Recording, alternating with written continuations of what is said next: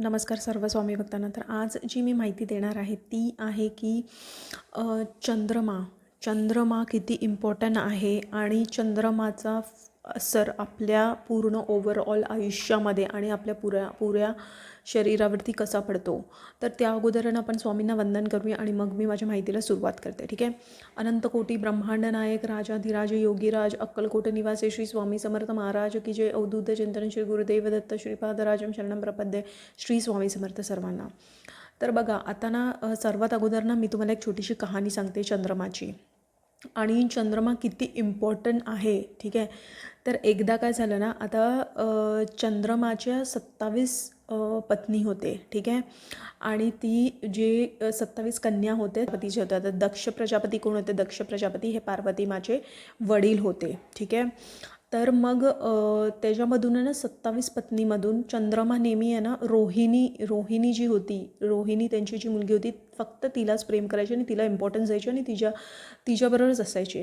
तर बाकी सगळ्या कन्यांनी जाऊन दक्ष प्रजापती ह्यांना ना ह्याविषयी सांगितलं की चंद्रमाचं लक्ष आमच्यावरती नसतं, तो आमच्याशी प्रेम नाही करत, तो फक्त रोहिणीकडेच रोहिणीसोबतच तो असतो. दक्ष प्रजापती ह्यांनी चंद्रमाला बोलून त्याला श्राप दिला की तू जळशील.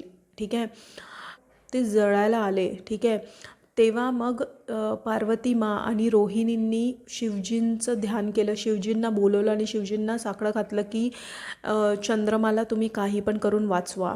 मग शिवजी तिथे प्रकट झाले आणि शिवजींनी सांगितलं तुमचा श्राप मी मिटवू नाही शकत पण त्याची तीव्रता मी कमी करू शकतो. तर शिवजींनी सांगितलं की तू 15 दिवस म्हणजे तू 15 दिवसामध्ये मोठा होशील आणि 15 दिवसामध्ये छोटे तुझा आकार होत जाईल. मग त्यामुळे अमावस्या आणि पौर्णिमा ही येते. ठीक आहे. आता अमावस्या, पौर्णिमा आणि अमावस्याच्या आसपास जर तुमच्या घरी क्लेश, तुमची चिडचिड, मानसिक तणाव, आर्थिक तंगी आणि तुमचं शरीरामध्ये काही ना काही त्रास असणं, कुठला तरी आजार होणं किंवा अचानक काहीतरी असं घडणं जे एकदम ऑल ऑफ अ सडन काहीतरी घडलं, तर ह्या सगळ्या गोष्टी ना पौर्णिमा आणि अमावस्याच्या आसपासच घडत असतात. ठीक आहे. तर बघा कारण आहे ना पौर्णिमा आणि अमावस्याच्या वेळी ना सणांची जी लाटे असतात ती लो टाईड हाय टाईड म्हणजे समुद्र म्हणजे चंद्रमा काय आहे ना, चंद्रमा आपलं मन आहे. ठीक आहे. चंद्रमा म्हणजे आई, सूर्य म्हणजे आपले पिता. मन आपलं चंचल असतं, मन बेचैन असतं, मनामध्ये स्थिरता नसते. ठीक आहे.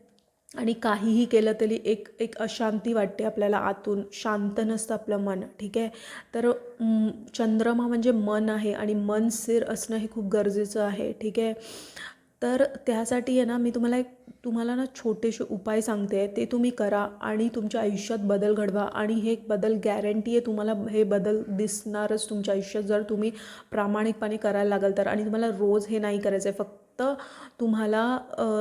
तुम्हाला केव्हा करायचं आहे, जेव्हा अमावस्या आणि पौर्णिमा असेल तेव्हाच तुम्हाला हे उपाय करायचे आहेत. तर तुम्हाला काय करायचं माहिती आहे, सगळ्यात महत्त्वाचा उपाय चंद्रमाचा हा आहे की चंद्रमाचा जो दिवस आहे तो आहे सोमवार, म्हणून आपण शिवलिंगवरती दूध अर्पण करतो. दूध म्हणजे चंद्रमाचं प्रतीक आहे, तर तुम्ही म्हणून दूध अर्पण करा शिवलिंगवर सोमवारी. ठीक आहे. ह्याच्या व्यतिरिक्त अमावस्या आणि पौर्णिमेला तुम्हाला काय करायचं आहे ना, बघा चंद्रमा हा सफेद आहे, तुम्ही पाणी घ्या एका तांब्यात. ठीक आहे. त्याच्यामध्ये तुम्ही दूध टाका थोडंसं. ठीक आहे. त्याच्यामध्ये तुम्ही तांदूळ टाका. ठीक आहे. साखर टाका.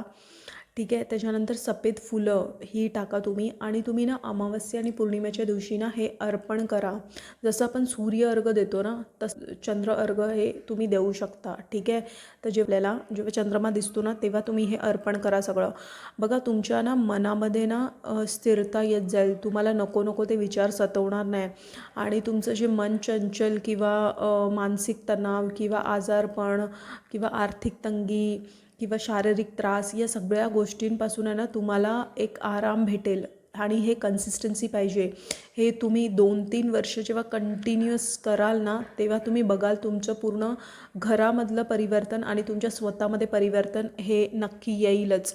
तर हे चंद्रमाचे उपाय. आता दुसरी गोष्ट म्हणजे तुम्ही चंद्रमाचं नवग्रह स्तोत्र आपलं जे नित्यसेवाचं पुस्तक आहे त्याच्यामध्ये चंद्रमाचं मंत्र लिहिलेला आहे तो तुम्ही बोलू शकता. ह्याच्या व्यतिरिक्त सोम सोमाय नमः. ठीक आहे. ओम सोम सोमाय नमः या मंत्राचा जाप तुम्ही 108 वेळा 3 माळा तुम्ही करू शकता. ठीक आहे. सोमवारच्या दिवशी. ठीक आहे. तर तुम्हाला ना नवग्रह स्तोत्र आपल्या पूर्ण आयुष्य आपलं बदलू शकतं जर तुम्ही व्यवस्थित त्यांची काळजी घ्याल तर हे उपाय बघा, हे रोज आणि करायचं पण नाही आहे. फक्त तुम्हाला अमावस्या आणि पौर्णिमा केव्हा येते कॅलेंडरमध्ये पण तुम्हाला नोट करून ठेवायचं आहे, ती डेट कधी येते ते, आणि त्याच दिवशी तुम्हाला हा उपाय करायचा आहे तो. आणि चंद्रमा म्हणजे आई आहे. तुमच्या आईची काळजी घ्या, तिला दुखवू नका. तिला जर त्रास होत असेल तर तिला जे काय हवं नको आहे ते तुम्ही बघा. ह्याच्याने काय होतं ना, तुमचं चंद्र मजबूत होत जातो. ठीक आहे. आणि तुम्हाला एक शारीरिक बळ आणि बुद्धी भेटते चांगलं कार्य करण्यासाठी. ठीक आहे. तर आईची काळजी घेणं खूप महत्त्वाचं आहे. ठीक आहे. तर हाच होता माझा व्हिडिओ. मला हेच आज सांगायचं होतं की चंद्रमाचं महत्त्व काय आहे आणि चंद्रमा आपल्या जीवनात काय परिवर्तन करू शकतो. जर ही माहिती तुम्हाला आवडली असेल तर प्लीज माझ्या चॅनलला सबस्क्राईब करा. स्वस्थ राहा, स्वामींच्या नामात आपलं मन रमून राहा, आणि कोटी कोटी धन्यवाद हा व्हिडिओ बघितल्याबद्दल.